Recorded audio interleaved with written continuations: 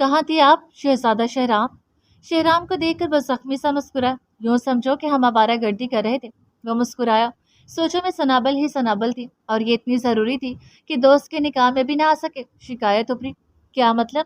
ہم سمجھے نہیں۔ اس نے پیشانی پر بل ڈالے۔ صبح شہنشاہ نے ہمارا سنہری پری کے ساتھ نکاح کر دیا۔ لفظ تھے یا دھماکہ؟ شہرام ساکت رہ گیا۔ سنہری پری جو شہنشاہ جنات پر مرتی تھی تو شہنشاہ نے آخر اسے مار ہی ڈالا تھا۔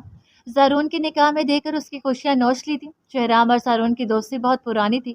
وہ جانتا تھا کہ زارون سنہری سے عشق کرتا ہے، لیکن اسے سنہری کی خوشی سب سے زیادہ عزیز تھی۔ تبھی وہ اسے دل کی بات نہیں بتاتا تھا۔ اسے علم تھا کہ سنہری اپنے دل کے کواڑ کسی اور کے لیے کھول چکی تھی، سو وہ بھی اپنے لب سیکھ گیا۔ شہرام یوں تو سگوار سا کھڑا تھا، لیکن اپنے دوست زارون کے لیے وہ خوش تھا۔ ہم خوش ہیں کہ آپ کو آپ کی محبت نصیب ہوئی۔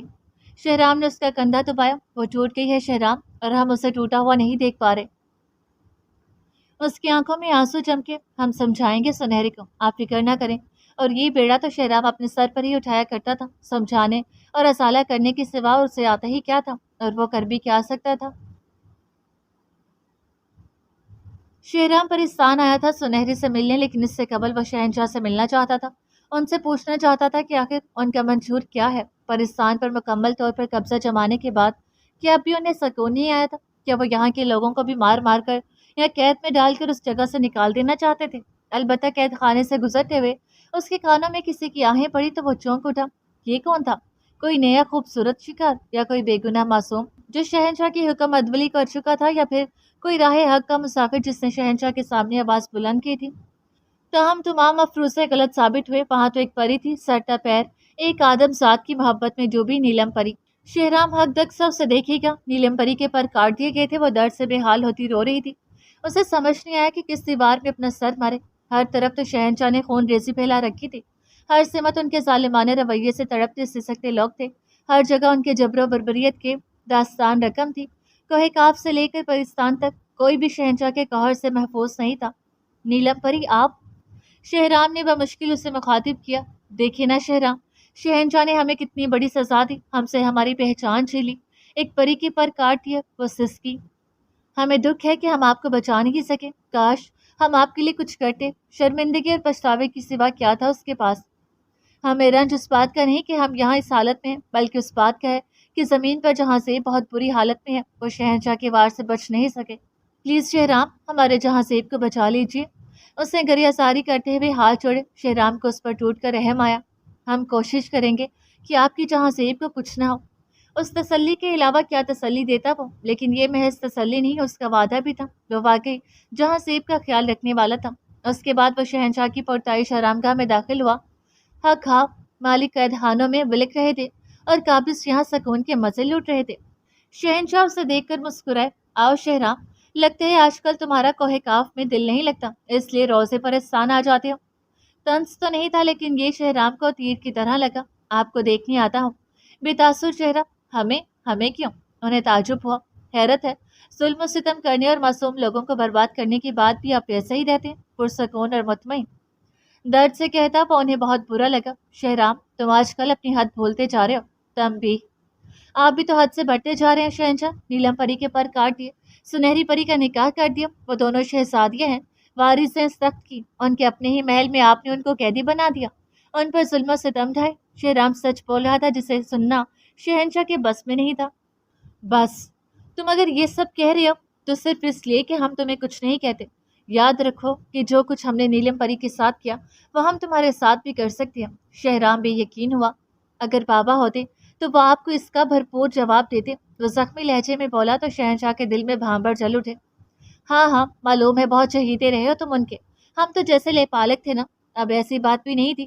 شہرام چھوٹا تھا اس لیے لاڈلا تھا، لیکن وہ شہنشاہ ہی کیا جو ہر بات کا الٹا مطلب نہ نکالے۔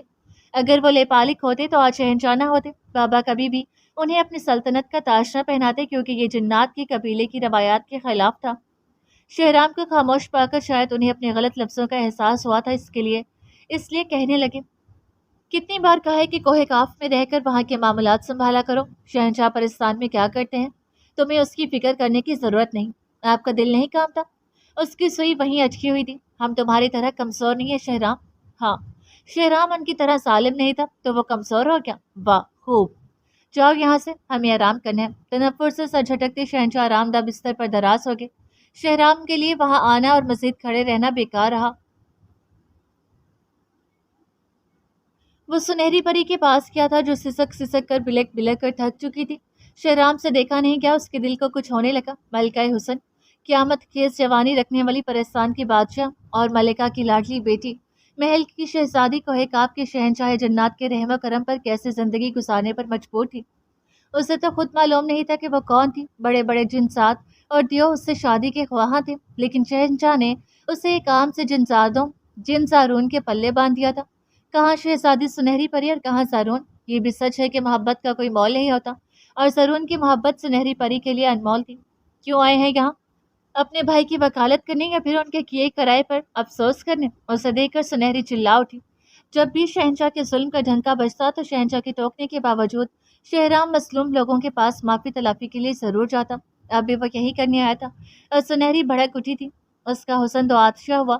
اس نے شہرام کی لمبے سیاہ گاؤن کا کالر تھام لیا۔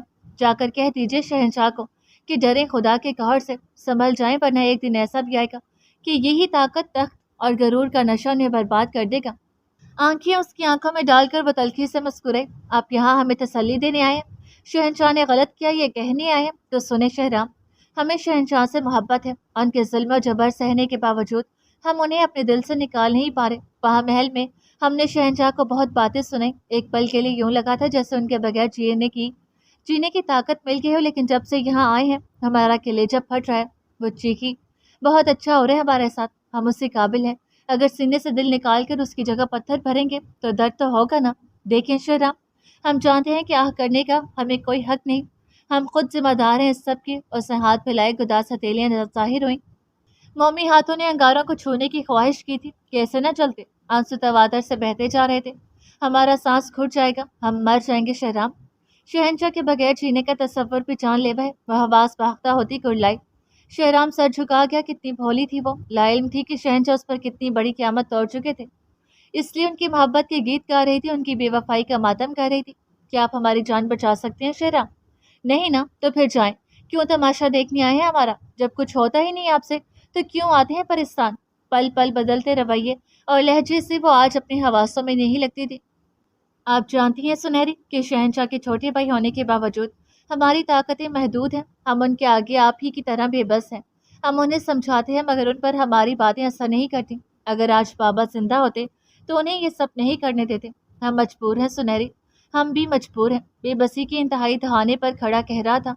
آپ اگر چاہیں تو ہمارے ساتھ چلیں، ہم آپ کو کوہ قاف چھوڑ دیں گے۔ کہ بہرحال اب وہ سارون کی ہو گئی تھی تو رہنا بھی اس کے ساتھ چاہیے تھا۔ کبھی نہیں، کبھی بھی نہیں جائیں گے ہم۔ یہ پرستان ہمارا گھر ہے، ہم اسے چھوڑ کر نہیں جائیں گے۔ کیسے شہزادیوں والے تیور تھے اس کے، کوئی اور موقع ہوتا تو شہرام مسکرا دیتا۔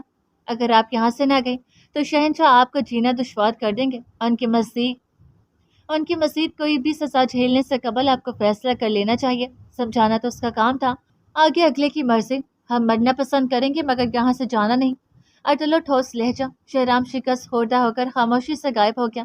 اس کا دل چاہا کہ وہ زمین پر ہی رہا کرے، انسانوں کے ساتھ، سنابل کے ساتھ۔ اس کی اپنی دنیا میں تو بڑے ہی دکھ بکھرے تھے جو اس کا دل چیر دیتے تھے۔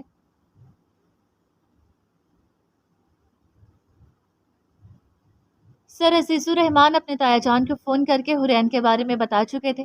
تایا جان نے کاغذ پر ایک نقش بنانے کے بعد انہیں موبائل پر تصویر کی صورت بھیجا اور کہا کہ اسے جلد از جلد پرنٹ کروا کر حرین کے گلے میں ڈال دے تاکہ وہ اس منحوس درخت کے سائے سے محفوظ رہے اور باحفاظت واپس آ سکے۔ تاہم تایا جان نے انہیں سختی سے تاکید کی کہ اس ساری کارروائی میں وہ خود کا بہت زیادہ خیال رکھیں، کیونکہ وہ سایہ خطرناک حد تک مہلک تھا، یعنی اس سارے کام میں ان کی جان کو خطرہ تھا، ان کے ساتھ کوئی عمر جیسا واقعہ پیش آ سکتا تھا۔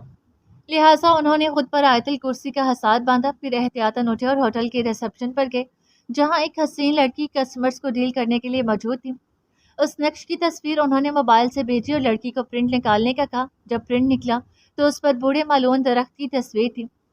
سر عزیز الرحمان شددہ رہ گئے۔ انہوں نے نقش دوبارہ اس کے واٹس ایپ پر بھیجا اور اس بار جو پرنٹ نکلا وہ حرین کی مصوری تھی۔ وہ سر تا پیر پسینے میں بھیگ گئے۔ نقش کسی طور پر پرنٹ نہیں ہوا تھا، خود لڑکی بھی کانپنے لگی تھی کہ ایسا کیوں کر ممکن تھا۔ بہرحال وہ اسے ہراساں دے کر ہوٹل سے باہر نکل آئے۔